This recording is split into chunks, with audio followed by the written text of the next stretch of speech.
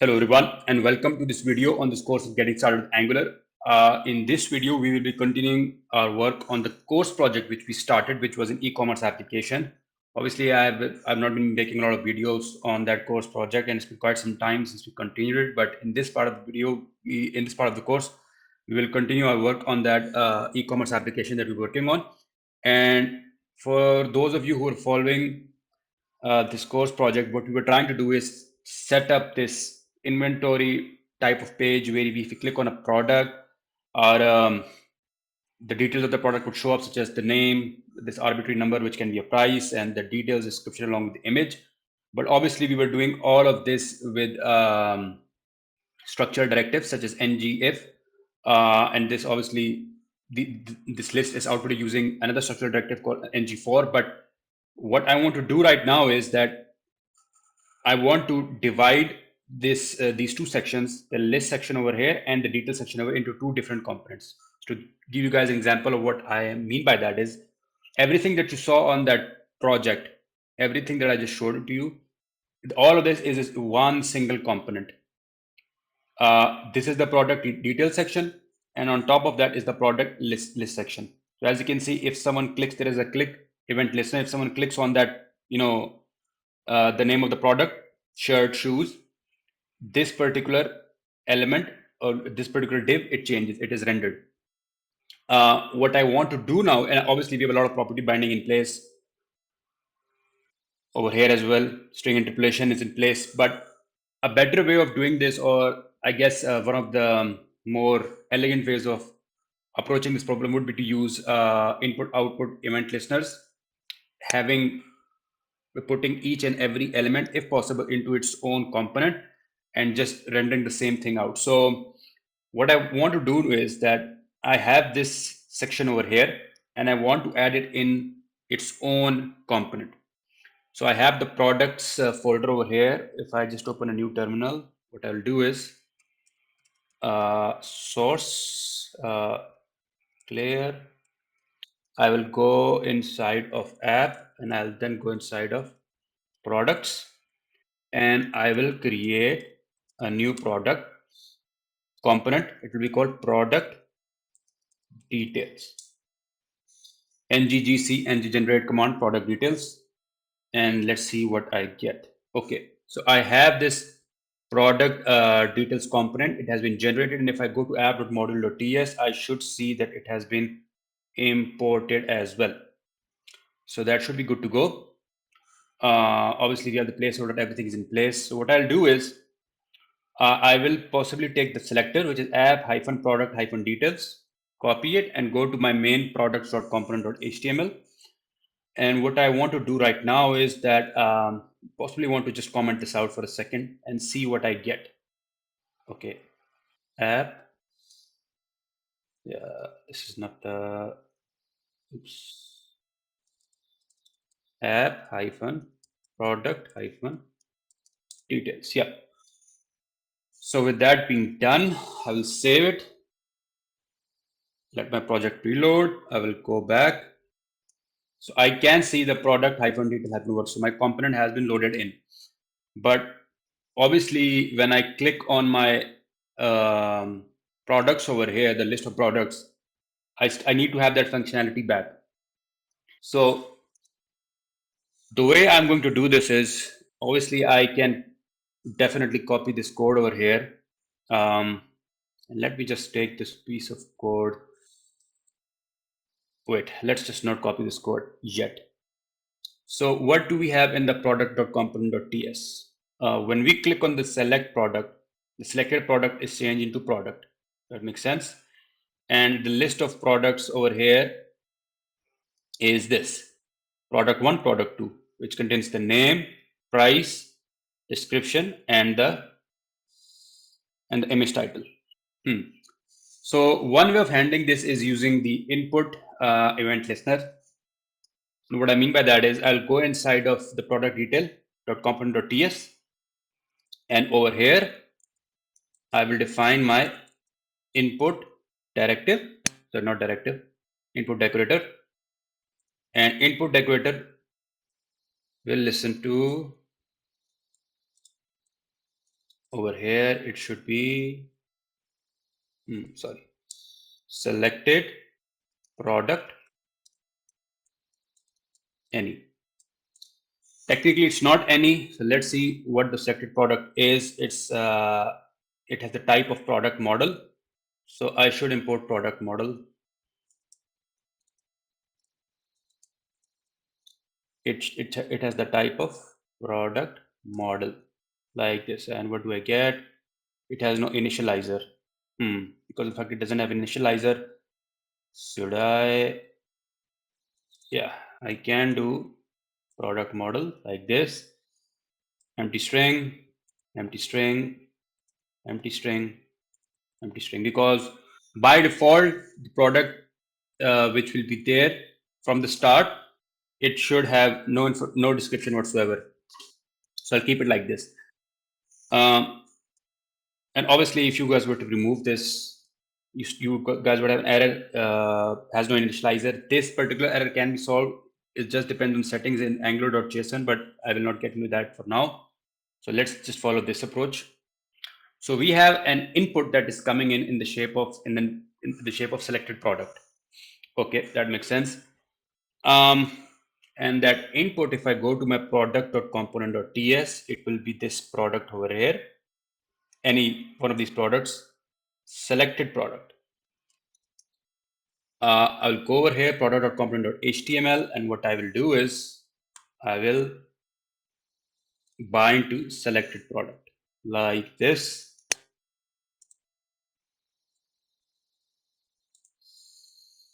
Okay, then. And selected product is an input element. Got it. Splendid. For now, I think it would be better if we could just see. Wait, not just see. Should I just copy the selected product.title.price.description? Not now. So what I'll do is selected product.title, or maybe I don't need the title, dot price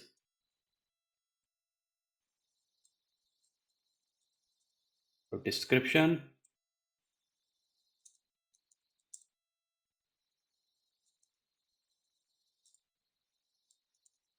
dot image. Save all. Let me go back to the project. So as you can see, it's working the way we wanted it to. Obviously, the size of the image is a bit too large, and I do remember that we added the image property over here, image size. Let's just make this a global. Should I make this global or not? Yeah, we possibly, yes.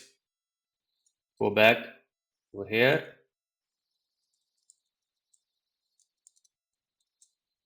Image size. Yep, image size. Save all. So there you have it. The same thing which we did in one component, now we're doing it in two, using the input event listener. Now, what if we want to add a functionality? And I don't know whether it should be a part of this or not. I mean, we do see these list of products, right? If I were to delete, let's say I want to add a delete functionality, where if I see this product, I'm not happy with it, I don't like it anymore. If I click on delete, I should be able to remove this product from the list of products that I see over here. Now, there are two ways of doing this. We can add the delete function functionality into the main product or component HTML, and we can even use an output event listener to, carry out that same delete functionality from the child component. I will leave it up to you guys to decide which method or which way you guys would like to take. But for me, just for the sake of this video, I'm going to use an output event listener to send a signal back to my parent component and tell it that this product has been deleted. Let's see how we can do that. I will call it add output, uh, delete product, new event emitter, like this. So we have defined our delete product output event emitter. And over here, what I'll do is I will possibly add a button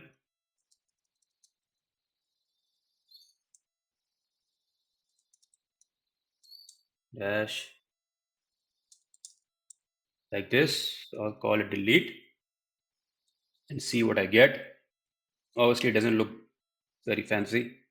Um, it would be better if I could possibly have it beneath it. So why isn't it beneath? Let me see.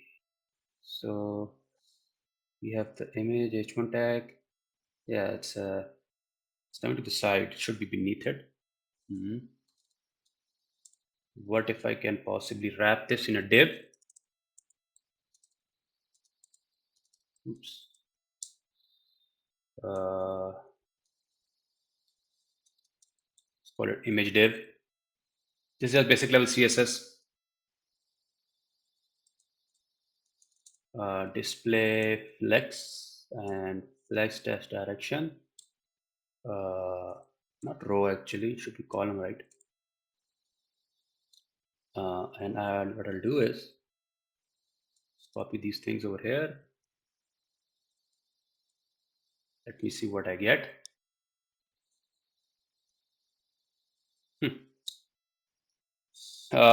Somewhat better, obviously. Let me see how it looks. We have the button, the image, and yeah, possibly just give this a not the. I won't recommend using style directly, but this is not a CSS HTML course. I'm just going to give it a margin of 5 px to give it some space. Now we have the delete button set up. What I want to do now is that whenever someone clicks on the delete button, that product should be removed from the list of products that I see over here. And for this, what I would like to do is I would just like to add a few more products. Two are just not enough. I'll go to the product.component.ts and let me just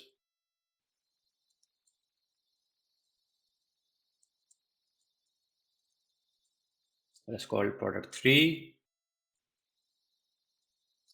call it product 4,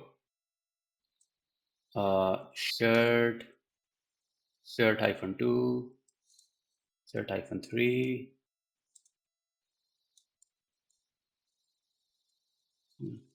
product 3,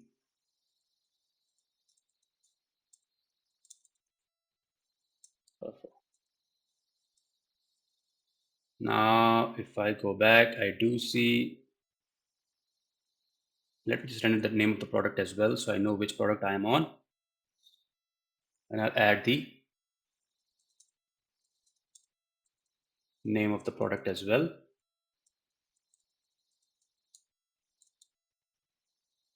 Or is it title? Here's title. Shoes, shirts, shirt 2, shirt 3. So we have a few more products than before. And now what I will do is I will add a click event listener, and this will bind to delete product. Delete product will go over here. I'll copy this. I'll define a function by the name of delete product. Okay, we already have a delete product event, but we can't have the same name. So just call it delete functionality. Or you can just call it, simply call it delete. That would work as well. Yeah, let's just call it delete. Save that, save that. Okay, so what the delete product will do, it will emit an event and it will emit the selected product. Okay, I have fine initializer. So whichever product is selected, whichever product is the current product inside of the product detail component, it will emit it back to the parent. And that is exactly what we need to do. Let me just copy this event emitter, go back to my main products.component.html. And what I need to do now is, let me just make this a bit more clear. I need to bind to delete product, and I need to tell Angular which is the main function, which will be the main function inside of products.component.html, which will be receiving the results. And that can be delete, it's called remove product.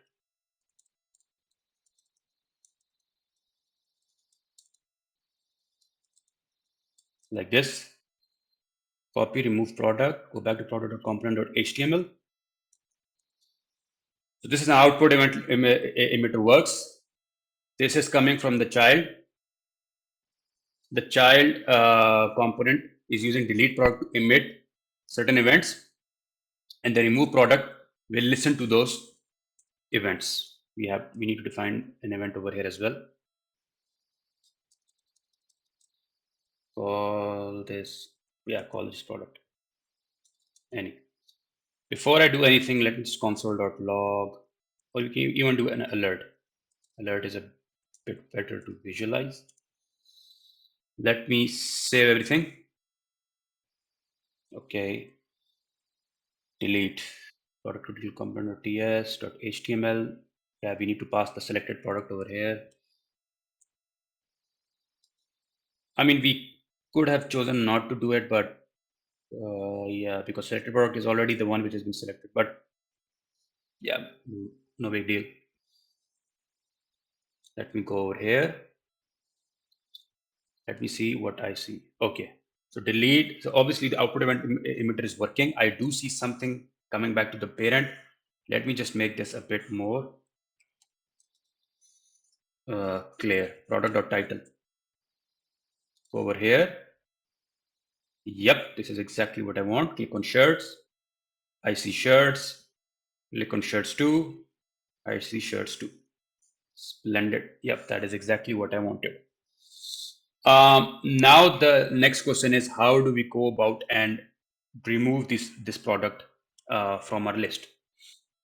The first thing is, I do have these titles, but titles can be repeated, right? Any two products can they have the same name? Maybe they can. The main thing which uniquely identifies the product always, it's the ID of the product, which is just a random mathematical number. So for that to happen, I need to define a new variable called ID inside of the product model, and it should be a number ID number dot ID is equal to ID. Okay, and I do see a bit of changes. Yeah. For now, I'll just give it random numbers 2, 3, 4. Okay, and product deal to component.ts, it can be 0. Yeah, splendid. Did something fail or not? Let me see if the application is working. Looks like the application is working. Go back to the product.component.ts and just for sanity check, do a product.id to see if we're getting IDs back. Click on delete and we are. Click on shirts. Yep, looks good. Okay, now that we have the ID coming back, how do we go about and remove that product? What we can do is this dot product list dot this dot product list dot find index. Let me see how find index works.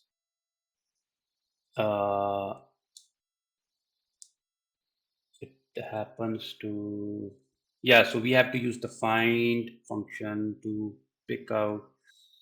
Okay, we can possibly just loop over this. That works, but we can also use the find functionality. Let me just see how the find functionality works. Yeah, sorry about that. I just forgot the syntax of, and obviously it's completely fine if you guys don't remember the syntax right off the bat. That's why we have Google and ChatGPT to do that job for us in the first place. But yeah, what I was trying to do is I was trying to remember the syntax for find index because I want the index of the element. And now that I have the index, I'll just call it element ID. What I can do is this dot product list dot splice element ID, let's call it index, comma 1. What is it saying? Oh yeah, sorry. Index like this. And let's see what happens. Go back to the application over here, delete it, spawn. Now, it's not working the way it should have been. Okay, yeah, okay, I know why. It does remove the shoes. So it has removed the shoes product from the list, but for some reason the child is still not getting updated. The child should be updated at all times because the child is the one which is being passed. So we need to do this dot selected product is equal to whichever product is the first product on the list, I guess. Product list 0. Let me see if that works.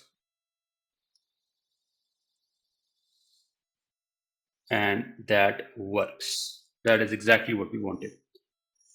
So we were removing the list of products, but for some reason that, the input output event emitters work in circle. We got an output from the child, and we use that output to update the list over here, but that updated list information is not being sent back to the child. The child still is holding on to the information which it received initially when we clicked on these buttons over here. So if we are going to delete an element using the output event emitter, we need to send the updated information back to the child component. So if I delete this, as you can see, shoes is the top one, shirts, two shirts, delete this one, I delete shirts, shoes. Now it's perfectly working. But obviously, there are multitude of ways of doing this. So yeah, I hope you guys enjoyed this video. What we have done in this video is that instead of having everything in one component, we created a different component for the details, and using input output event emitters, we shared information between those two components. We utilized the output event emitter, the input event listener, and yeah, I hope you guys enjoyed this video.